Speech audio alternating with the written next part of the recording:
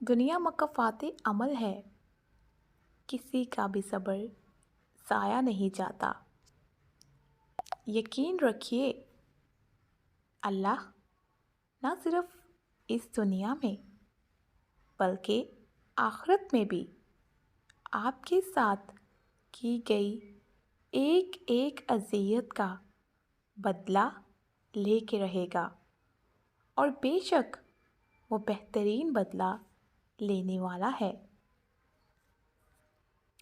ایک مقام پھر ایسا آتا ہے جب لوگوں کی باتیں بے اثر ہو جاتی ہیں، پھر دل یہ سوچ کر مطمئن رہتا ہے کہ اللہ سب جانتا ہے، اور بس اس کا جاننا ہی ہمارے لیے کافی ہے۔ وہی جانتا ہے ہم کن کن کیفیات سے گزر کر یہاں تک آئے ہیں، اور لوگ میرے کردار پر جتنی بھی تہمتیں لگا لیں، وہ یہ حقیقت کبھی نہیں بدل سکتے کہ میرے 1000 گناہوں کے بعد بھی وہ میرا خالق رہے گا، اور میں 1000 نافرمانیوں کے بعد بھی اس کا ہی بندہ رہوں گا، اور یہ حق مجھ سے کوئی نہیں چھین سکتا۔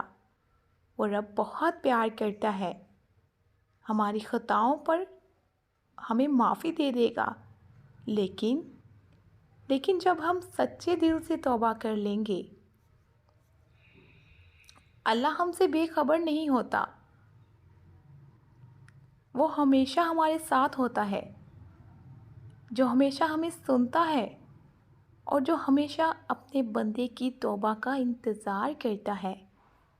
وہ تو ہم سے 70 ماؤں سے بھی زیادہ محبت کرتا ہے، تو بھلا وہ کیسے ہم سے بے خبر ہو سکتا ہے؟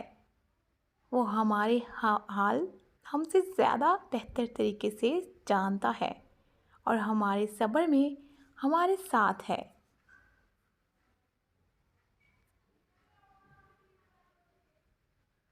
ہر وقت خدا کے احسانات یاد کرتے رہو، اور غور کرو کہ ہر سانس خدا کی عنایت ہے۔ یوں دل میں شکر گزاری پیدا ہوگی، پھر آپ بے بسی محسوس کریں گے کہ اتنے احسانات کا شکر کیسے ادا کیا جا سکتا ہے۔ آپ سوچیں گے کہ مالک کے بغیر کسی غرض کے ہمیں نہیں نوازا، ہم سے محبت کی بغیر کسی غرض کے ہمارے اللہ نے۔ تو غور کریں کہ اتنی بڑی دنیا میں ہم کتنے حقیر ہیں، سینکڑوں کے مجمع میں بھی ہماری پہچان ہے۔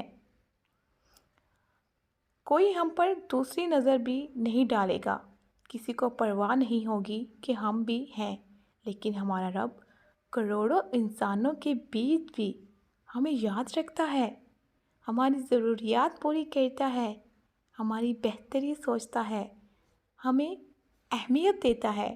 ان سب باتوں پر غور کرتے رہیں تو ہمارے دل میں بھی خدا کی محبت پیدا ہوگی، اور پھر ہمیں خدا سے عشق ہوگا، اور ہم اس کی عبادت دل لگی سے کریں گے۔ کبھی بھی اس کے فیصلوں پر ہم شکوہ یا شکایت نہیں کریں گے۔ جب انسان کو اس ذات پہ یقین ہو جائے کہ وہ سب سے بہترین کرتا ہے ہمارے لیے، تو پھر مشکلات کتنی ہی بڑی ہوں، صبر کرنے کا اپنا ہی مزہ آتا ہے۔